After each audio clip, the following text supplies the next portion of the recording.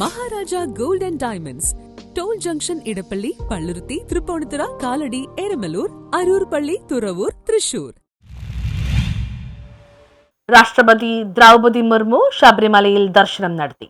രാഷ്ട്രപതി ദ്രൗപദി മുർമു ശബരിമലയിൽ ദർശനം നടത്തി. പമ്പയിൽ നിന്നും പ്രത്യേക വാഹനത്തിൽ ബുധനാഴ്ച രാവിലെ 11:45 ശബരിമലയിലെത്തിയ രാഷ്ട്രപതി 18 പടി കയറി സന്നിധാനത്തെത്തി. രാഷ്ട്രപതിക്കൊപ്പം മരുമകൻ Ganesh Chandra Hembram, ADC Saurabh S Nair, PSO Vinay Mathur എന്നിവരും 18-ാം പടി ചവിട്ടി. സന്നിധാനത്ത് രാഷ്ട്രപതിയെ ദേവസ്വം വകുപ്പ് മന്ത്രി VN വാസവന്റെ നേതൃത്വത്തിൽ പൂർണ്ണ കുംഭം നൽകി സ്വീകരിച്ചു. Revenue Devaswom secretary MG Rajamanickam, Thiruvithamkoor Devaswom board president advocate PS Prashanth, Sabarimala തന്ത്രി കണ്ഠരര് മഹേഷ് മോഹനര്, ശബരിമല മേൽശാന്തി സരുൺകുമാർ നമ്പൂതിരി എന്നിവരും സ്വീകരിക്കാനുണ്ടായിരുന്നു. അയ്യപ്പനെയും ഉപദേവതകളെയും തൊഴുത രാഷ്ട്രപതി മാളികപ്പുറവും വാവൂർസ്വാമി നടയും സന്ദർശിച്ചു. തിരുവിതാംകൂർ ദേവസ്വം ബോർഡിന്റെ ഉപഹാരം മന്ത്രി VN വാസവൻ രാഷ്ട്രപതിക്ക് സമ്മാനിച്ചു. Devaswom board president PS Prashanth, അംഗങ്ങളായ A അജിത് കുമാർ, PD സന്തോഷ് കുമാർ എന്നിവർ സന്നിഹിതരായിരുന്നു. ഉച്ചയ്ക്ക് 12:15 പ്രത്യേക വാഹനത്തിൽ രാഷ്ട്രപതി പമ്പയിലേക്ക് മടങ്ങി. നേരത്തെ ശബരിമലയിൽ അയ്യപ്പ ദർശനം നടത്താൻ പമ്പയിൽ നിന്ന് ഇരുമുടിക്കെട്ട് നിറച്ചാണ് രാഷ്ട്രപതി സന്നിധാനത്തേക്ക് പുറപ്പെട്ടത്. രാവിലെ 11 മണിയോടെ പ്രത്യേക വാഹന വ്യൂഹത്തിൽ പമ്പയിലെത്തിയ രാഷ്ട്രപതി പമ്പാനദിയിൽ കാൽ കഴുകിയതിനു ശേഷം ഗണപതി ക്ഷേത്രത്തിലെത്തി. ക്ഷേത്രം മേൽശാന്തി വിഷ്ണു നമ്പൂതിരിയുടെ നേതൃത്വത്തിൽ രാഷ്ട്രപതിക്കും